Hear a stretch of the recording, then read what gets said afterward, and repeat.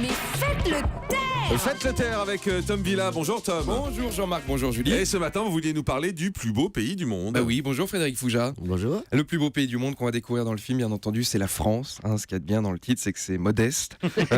D'ailleurs, Jean-Marc, j'ai trouvé un nouveau nom d'émission pour vous. On va appeler ça la meilleure émission des médias. Comme ça, c'est plié, on n'en parle plus. Ça me fait plaisir. Alors après, bien entendu, tout est question de point de vue. On est français, on est fiers de notre pays et c'est normal. Moi, j'ai lu une étude la semaine dernière qui disait que le plus beau pays du monde, c'était le Luxembourg. C'était une étude luxembourgeoise aussi. Ils ont fait une enquête très sérieuse. Ils ont appelé tous les Luxembourgeois. Ça a duré 10 minutes. Alors, 6 pour, 3 contre, 1 ne se prononce pas. Allez, emballé, c'est pesé, fin de l'étude. Donc là, ce soir, le plus beau pays du monde 2, voilà, qui est la suite du premier film. Évidemment, le 1 avait bien marché. On fait le 2. Ça, c'est la téloche. Ça, c'est le cinéma. Voilà.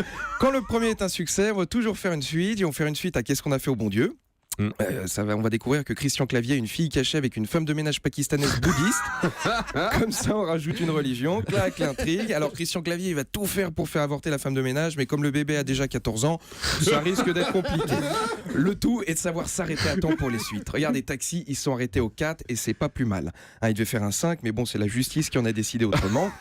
On sait tous que dans Taxi, le film de trop, c'était le premier en fait.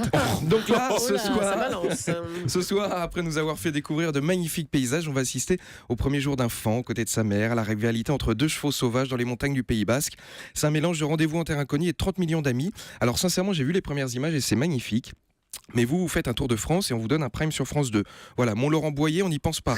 Tous les midis, il anime Midi en France. Il se casse le cul tous les midis à aller bouffer des fromages qui puent, à serrer des paluches, à des pécores aux quatre coins de la France. Et on le met le midi sur France 3. Et Frédéric, il filme deux chevaux qui boitent au Pays Basque et on lui file un prime.